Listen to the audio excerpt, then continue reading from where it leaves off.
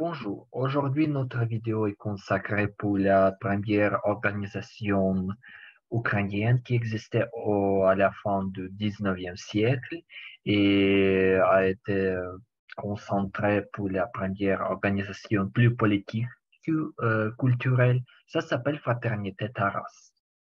Cette organisation existait pendant 2 ans, pendant 1891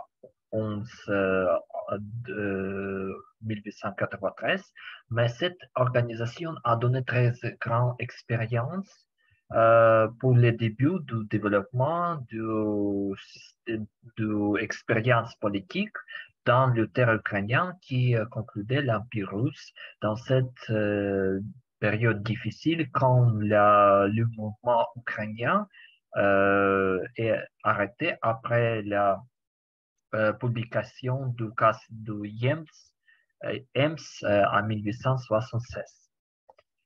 Euh, Premièrement, cette organisation est créée en 1891.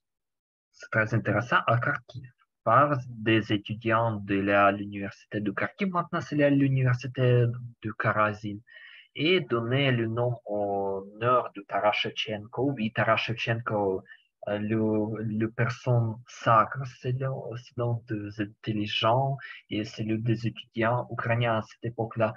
Pourquoi la fraternité Taras? Parce que le premier membre, le premier membre de cette organisation donnait le promesse près du grave, près le tombé, pardon, près le tombé de un poète, c'était à Canif, et donc ils sont promis pour la lutte, pour le développement de la culture ukrainienne et évidemment pour la libération de l'Ukraine des deux empires, Empire russe et Empire austro-hongrois.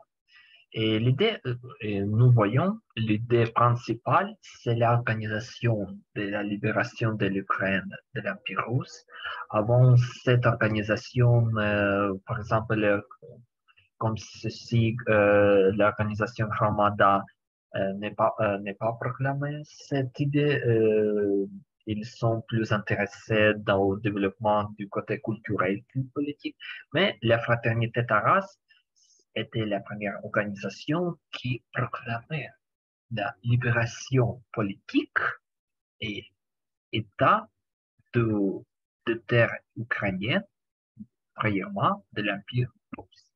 Et deuxième idée de son programme, c'est la popularisation, évidemment bien sûr, de la langue culturelle et culture. Surtout, popularisation de la culture ukrainienne du côté apprendre beaucoup d'ouvrages du côté des héritages littéraires par Taras Shevchenko. Et ils ont écrit la manifestation, mais désolé, le programme de cette organisation ne conservait pas. Pourquoi? L'histoire pas connue. Mais euh, du côté de ces programmes, ils sont qui proclamaient à Kharkiv en 1893 la manifestation qui est devenue très populaire selon des étudiants pas. Kharkiv aussi, cette proclamation qui avait exploré dans cette ville, Kiev, Poltava, mais plus importante et plus populaire organisation, euh, populaire manifestation qui est populaire surtout à Kharkiv. Et il a donné le nom, la profession du foi des jeunes Ukrainiens. Profession du foi молодых украинцев en ukrainien.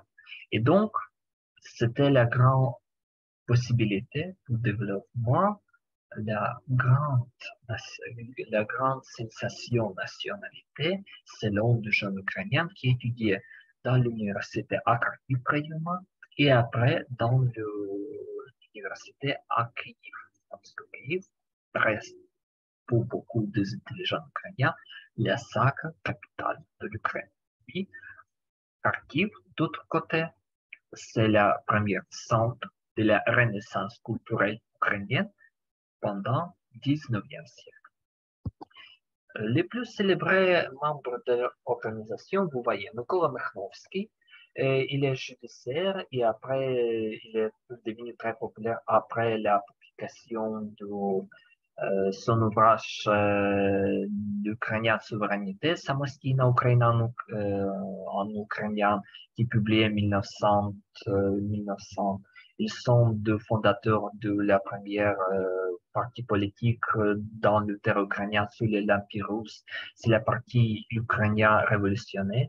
Boris Grinchenko, ils sont à l'origine de Kharkiv, près la banlieue de Kharkiv, et il est devenu le très célébré écrivain. Et Ivan Repa,